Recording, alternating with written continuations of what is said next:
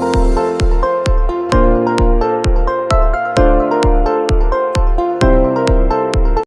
बच्चे, स्वागत है आपका लॉजिक एक्सपर्ट टीम में।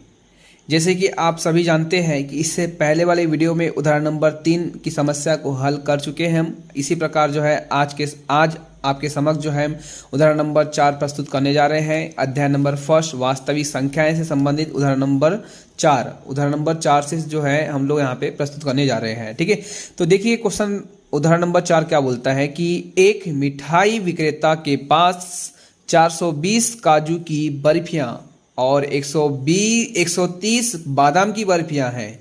वह इनकी ऐसी ढेरियां बनाना चाहती है कि प्रत्येक ढेरी में बर्फियों की संख्या समान रहे तथा ये ढेरियां बर्फी की परात में न्यूनतम स्थान घेरे और इस काम के लिए प्रत्येक ढेरी में कितनी बर्फियां रखी जा सकती हैं। देखिए बच्चे, तो आपके समक्ष जो है मान लीजिए आपके पास में परात दी हुई है और इस परात में जो है जो आपके पास में 420 और 130 बर्फियों की ये काजू और एक बादाम की संख्या दी हुई है। ठीक है, इनको जो है समान ऊंचाई तक मतलब कहना चाहिए समान जो है प्रत्येक ढेरी में जो है समान बर्फियों को जमाना है और ऐसी स्थिति में जो है आपने को इस परात के कम से कम स्थान को कितना घेरना है। तो आप क्या करोगे कि प्रत्येक ढेरी, सपोज ये ढेरी बनी आपके पास में, तो आप क्या करोगे इन ढेरियों में अधिक से अधिक बर्फियां जमा होंगे, तब उसमें क्या होगा न्यूनतम स्थान घेरेगी। मान लो कम से कम उसके जो है ऊंचाइयां रखोगे आप, तो उसमें क्या होगा ये स्थान को और बर्फियों की संख्या की ढेरियां अपने को बढ़ाना पड़ेगा जो अधिक परात की स्थान को घेरेगा। तो हम क्या करेंगे कम से कम जो है स्थान घेरने के लिए ढेरियों में जो है अधिक से अधिक बादाम की जो है संख्या को लगाना पड़ेगा। तो जब भी जो है अधिक से अधिक संख्याओं को जमाने की बात करें या अधिक से अधिक संख्याओं का प्रयोग करके हमको निकालना बोलेगा, तो अधिक से अधिक संख्या निकालते समय जो क्या करना पड़ेगा आपको एचसीएफ निकालना पड़ता है। इस कंडीशन में देखिए, चूंकि हमें परात में न्यूनतम स्थान घेरे तथा प्रत्येक ढेरी में समान बर्फियां आए, ऐसी स्थिति में दिए गए संख्या मतलब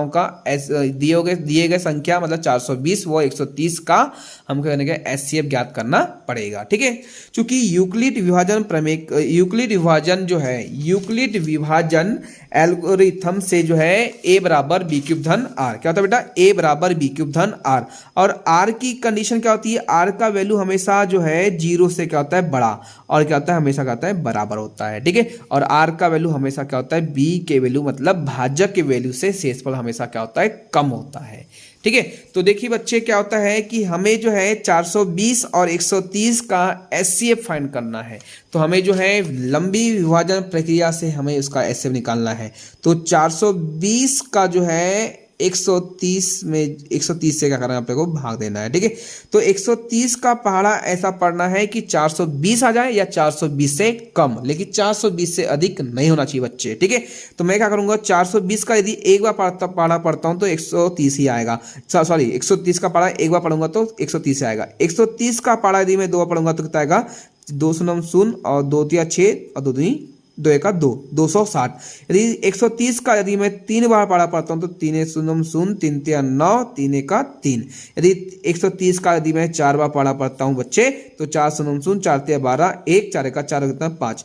देखिए मेरे कंडीशन क्या रखी, 130 का ऐसा पढ़ा पढ़ना है, इतने बार पढ़ा पढ़ना है कि 420 आ जाए या 420 से कम, लेकिन 420 से अधिक नहीं होना चाहिए। यदि मैं 4 बार पढ़ा पढ़ता हूँ बच्चे तो 520 आता है जो कि इससे अधिक हो जाता है, इसलिए मेरे को क्या पड़ेगा 3 बार पढ़ा पढ़ना पड़ेगा। 3 बार पढ़ा है तो इसको रख दो, कितना है पढ़ने पर 390। इसको घटाएंगे कितना आएगा 0 और 12 में से जाएगा बेटा कितना पे, क्योंकि 2 में से नहीं आएगा तो इधर कितना पे 12 में से आएगा 9 तो कितना बचेगा यहाँ पे 3 बचेगा बच्चे। ठीक है, और 3 में से 3 का कट। अब क्या करेंगे कि ये पहली स्टेप के लिए a हो गया भाज्य, ये तुम्हारा भाजक, ये तुम्हारा क्या होता है भागफल, ये तुम्हारा क्या शेषफल। ये पहली स्टेप बनी बच्चे। तो पहली स्टेप कैसे लिखेंगे हम लोग बच्चे, देखिए आपके सामने जो है a का वैल्यू, तो यहाँ के a का वैल्यू कितना है 420। तो लिखेंगे चरण नंबर फर्स्ट, चरण नंबर ये तुम्हारा फर्स्ट, चरण नंबर फर्स्ट में a का वैल्यू कितना है 420 और b का वैल्यू कितना दिया बेटा यहाँ पे 130 देखिए दिया है, और क्यूब का वैल्यू मतलब इनटू कितना दिया है 3, और प्लस r का वैल्यू दिया कितना बेटा यहाँ पे 30। क्या आपके सामने r का वैल्यू यहाँ पे 0 प्राप्त हुआ क्या? नहीं, r का value not equal to 0, r not equal to 0, इसलिए स्टेप आगे बढ़ेगी। यदि r का वैल्यू 0 प्राप्त हो जाता तो स्टेप यही समाप्त हो जाती। तो स्टेप नंबर नेक्स्ट बनाने के लिए आपको क्या करना पड़ेगा, देखिए बच्चे आपके सामने जो है ये प्रस्तुत है, ठीक है।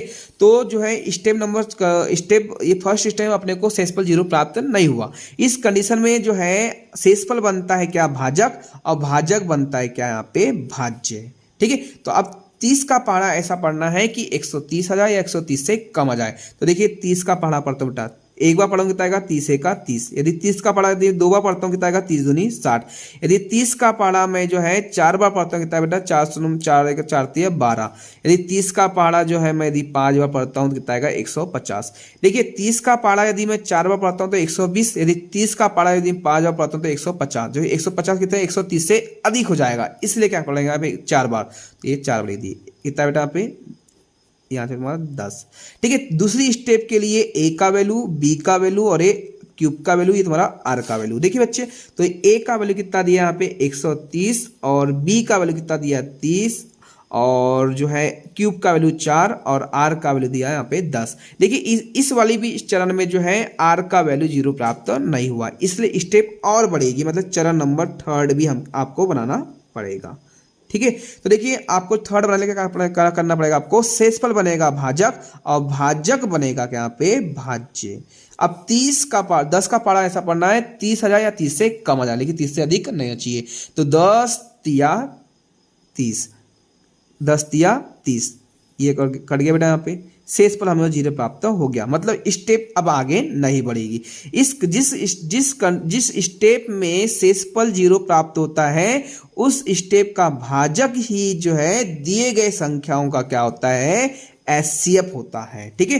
तो जो है थर्ड स्टेप के लिए जो है 30 हो गया आपका a का वैल्यू, b का वैल्यू 10, और क्यूब का वैल्यू 3, और r का वैल्यू 0। तो लिखेंगे बेटा r इक्वल टू 0, इसलिए यहां पे स्टेप समाप्त हो गई। तो लिखेंगे यहां पे चूंकि यहां शेषफल 0 प्राप्त होता है, चूंकि यहां शेषफल 0 प्राप्त होता है, इसलिए यह प्रक्रिया यहां समाप्त होती है। चूंकि इस अंतिम चरण में भाजक 10 है, इसलिए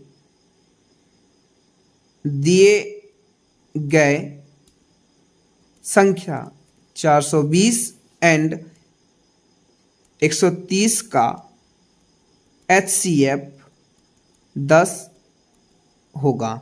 मतलब बच्चे क्या हुआ कि जो है इस परात में जो है प्रत्येक धेरी में अधिक से अधिक बर्फियों की संख्या 10 जमानी पड़ेगी, जिससे कि इस परात में न्यूनतम स्थान घेरना पड़ेगा। धन्यवाद दोस्तों, इसी प्रकार की वीडियो के लिए बने रहें आप लॉजिक एक्सपर्ट टीम में। लाइक करें, सब्सक्राइब करें। Thank you.